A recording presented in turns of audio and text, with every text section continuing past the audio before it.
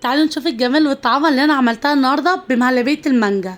لو عندك مانجا اوعي تتأخري ثانية وقومي على طول اعملي الوصفة.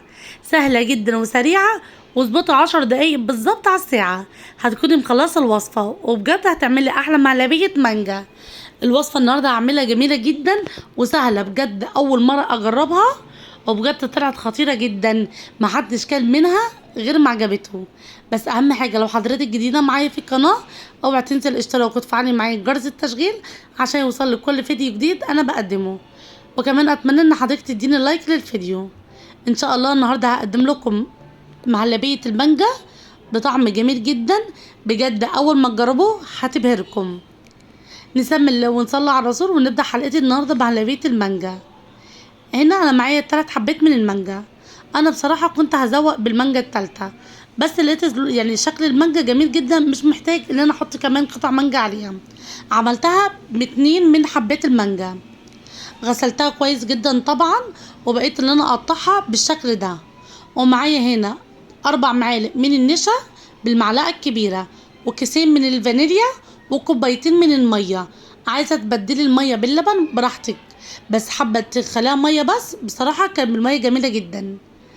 وحطيت كمان السكر ده، حطيت 4 معالق. عايزه تزودي براحتك، عايزه تقللي ده بيبقى على حسب الاختيار، لان كل واحد والتاني بيختلف على طعم الاكله او الوصفه اللي هو هياكلها. هنا انا حطيت 4 معالق من السكر و4 معالق من النشا، وحطيت كيسين من الفانيليا، وحبيتين من المانجا، وكوبايتين من الميه، وضربتهم كويس جدا في الخلاط وصفيتهم، لان الالياف اللي هتطلع من المانجا انا مش محتاجاها في الوصفه بتاعتي، عشان انا بعمل مهلبيه لازم تكون كده طريه وعامله زي الجيلي.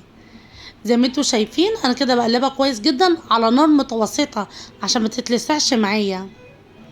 زي ما انتوا شايفين هقعد اقلب اقلب اقلب لغايه لما تتخن كده معايا، وتحس خلاص هي لزلزت كده وعايزه تتكب في الكوبايات او الاطباق او اي حاجه هتقدمي فيها. بجد الوصفه جميله جدا، وما تسوي المانجا على النار ريحتها هتقلب معاكي الشقه. بجد لو عندك اولاد هتيجي يقفوا جنبك عشان يذوقوا الطعم ده. جميل جدا، اول ما يبرد خديه حطيه في التلاجة. وكده الوصفه بتاعتي انتهت. مش قلت لكم اظبطي 10 دقايق على الساعه اطلع الوصفه بتاعتك. زي ما انتوا شايفين الجمال والطعامه، بجد وصفه رهيبه جدا. اتمنى ان انتوا تجربوها. ولو حضرتك جديده معايا في القناه اوعى تنسي الاشتراك وتفعلي معايا جرس التشغيل عشان يوصل لكل فيديو جديد انا بقدمه. كان معاكم ايمان عرفه، وما تنسونوش في اللايك وتصلوا على النبي، يا ريت تكتبوها في التعليقات. اللهم صل وسلم وبارك على سيدنا محمد وعلى اله وصحبه وسلم اجمعين. الوصفه جميله جدا، محتاجه منكم تجربوها، وان شاء الله هتدوقوا احلى مهلبيه مانجا.